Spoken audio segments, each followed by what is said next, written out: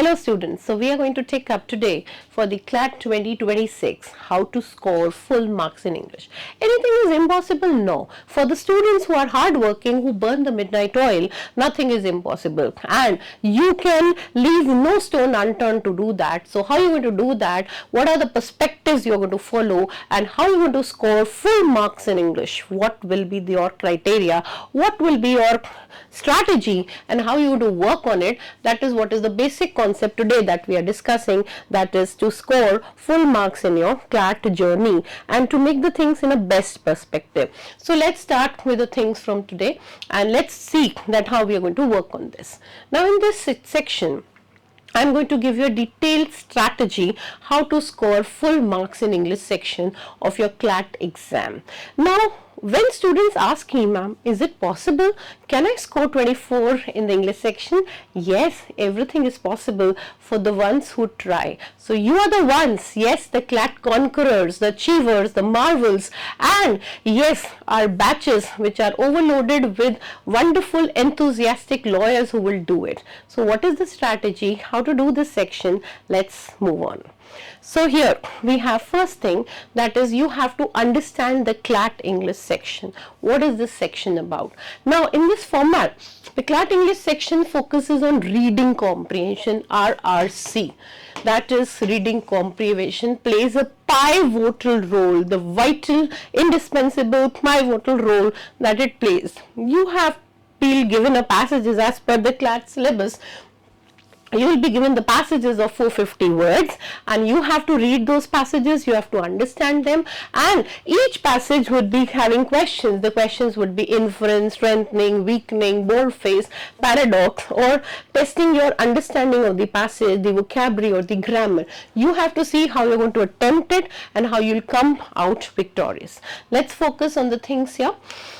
So you have to focus on your vocabulary, which is the backbone of English, and in this section I would also tell you that you shouldn't miss anything whenever you get a chance to improve your vocabulary.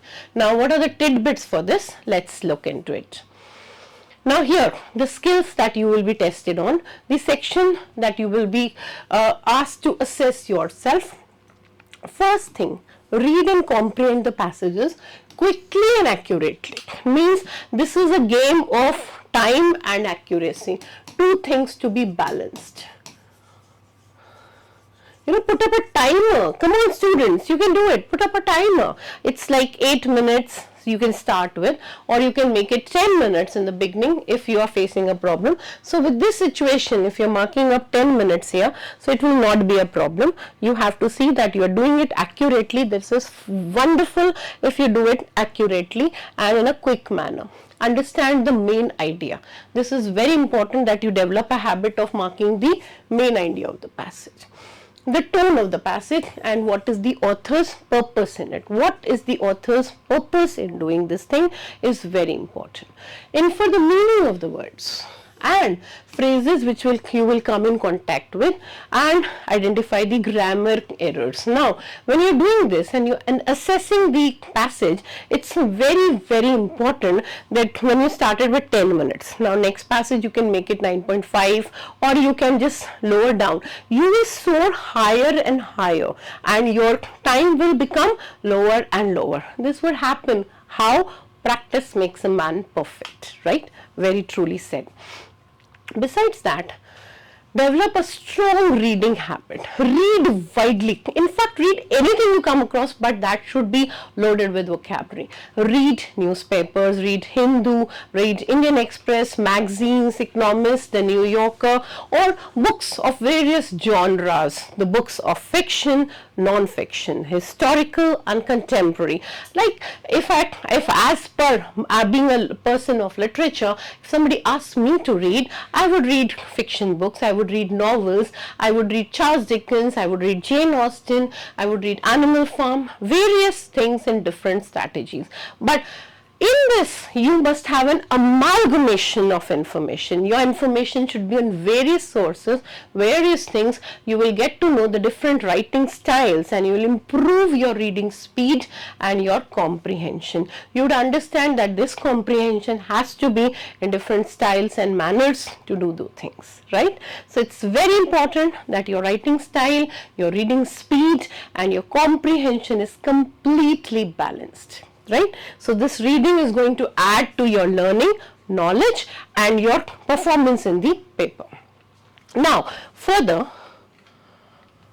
focus on the editorials. Every week you have to mark it, page 8 in the Hindu or the Times of India. You are going to, editorials are a great way. Every day, even if the students are given their task, they are asked to write an editorial, the summary, main idea, title and the conclusion. This work, this task gives you a platform to move on, right? So editorials are a great way. You have to improve your vocabulary and to understand the complex arguments that are being noted. Active reading is very important. Don't just read, just don't hold a book. Don't fish or cut bait kind of a situation. Means a fisherman who's sitting with a fishing rod, just having the fishing rod, but actually not fishing. That kind of an attitude shouldn't be there. You should read, highlight the keywords, summarize the passages and try to predict what the writer or the author would say next. That's very, very important. Because, you know, when you are having a question, like this is the line, what would be a line in connection with it? Or sometimes you're given, what do you infer from this? So this thing would work effectively when you are trying to form a logical connection or coherence in the passage.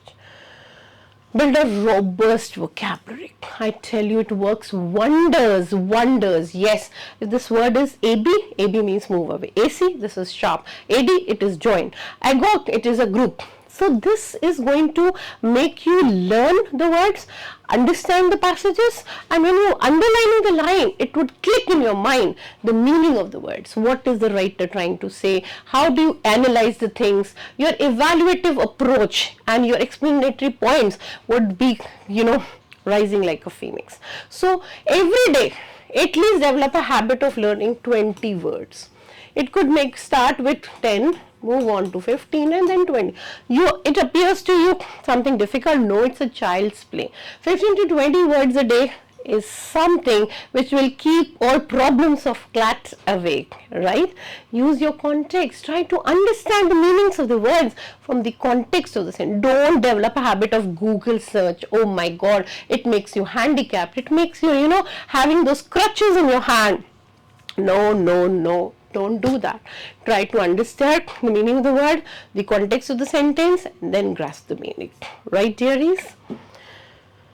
Use flashcards. You can create those flashcards of new words, review them.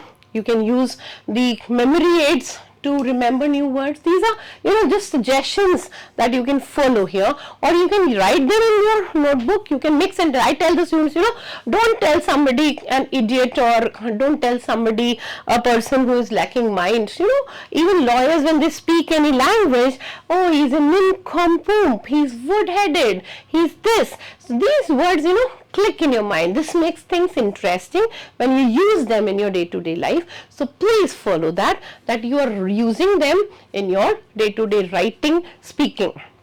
Because the more you speak about those words, the more you use them in your day-to-day life, the more understanding would develop, and when this understanding would develop, your interest towards those words would increase more and more, right? Master the grammar fundamental, not much, just brush up, just the basic idea of tenses, articles, prepositions, conjunction. Just your book, your module is more than enough. Just all the grammar exercises. That is, you know, you get tired and, you know, monotony develops when you are continuously doing vocab and passages, because the whole paper is passage oriented. Just to have a skimming, not much, skimming the grammar section. Marking out the errors, not scanning in detail, just to mark out the common errors, just to mark out the grammatical errors, and focus on your keynote perspectives that you would follow in this. That would make things wonderful for you. Review them, have an idea, just focus on the main points and see that things are working in the correct time zone.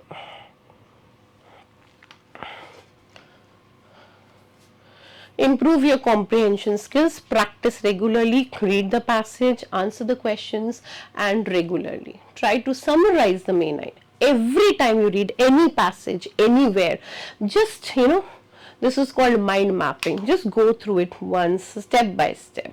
This is going to help you to summarize the passage, to make the tone clear to you, and one after the other, you would be able to summarize the passage. This is very important for you dear lawyers, because this mind mapping works wonders. I cannot, fit in any of the flashcard here and there. I would be doing this by following one after the other, and this RC would be, you will be able to do it by Venn diagram. Like for example, we have 124A Sedition Act. This is in the Indian Penal Code.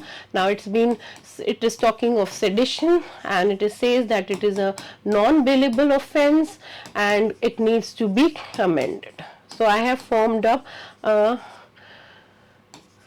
kind of a diagram which is just the mind mapping.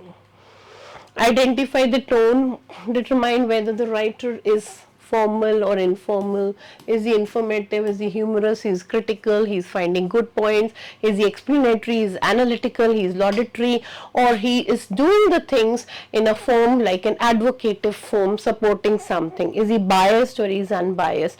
These words, keep moving and rotating in your mind. And for the meaning of the words and phrases, context. Everything on context, everything dependent on what is the writer's viewpoint, and nothing else has to matter here. Practice with previous year's papers, PYQs. Yes, removes all phobia from your mind. Solve them. They will give you a good understanding of the exam pattern and the types of questions that are asked. Analyze the performance, identify them, practice, solve those papers in the allotted time. And when you're doing them and you're doing them in the allotted time, you will be, like 30 questions. It was in 2008 we used to have 30 questions. So start from that. You can take up any of the series from here, 2008. You could move this way, 2025. Students usually have this question in their mind that it is like 2025 paper was totally different from 2008. There was a passage, even in 2008 there was a passage. Why don't you do those passages? Why don't you add to your knowledge? And why don't you want yourself to improve more and more? If you want that, keep doing it. Develop the test taking strategy. Read the questions first. If you feel you can't, then read the passage first. This is entirely your personal decision that you want to read the passage first or you want to read the questions first. Focus on the important information that is there in the passage. You could highlight it, you can use and underline it.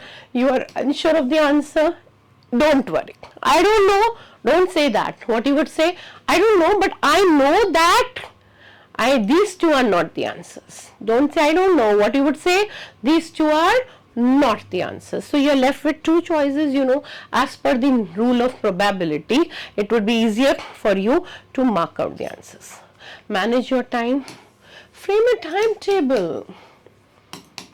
Spend your time according to it, and when you are doing the paper solving, do not spend too much time on one question. Stay very calm and focused. Don't panic. Don't be, if you encounter a difficult question, read the question twice. Try to see the choices, eliminate the choices, and then come up to the right answer. The additional tips is stay updated. Read newspapers and magazines to remain updated of the current affairs.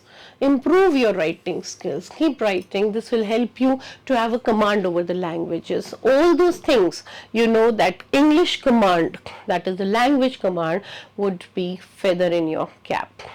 Seek feedback.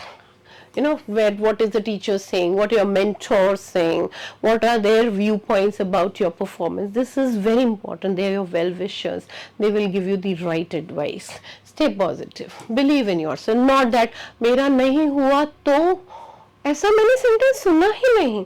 मेरा नहीं हुआ तो means मेरा होगा. I will. Surely. Believe in yourself and your abilities. And remember, just one simple golden rule of life: consistency and perseverance are the key to success. Start early, work hard, and you'll definitely achieve your goal of scoring full marks in the English section of the CLAT exam. Yes, say to yourself, I can and I will. Thank you.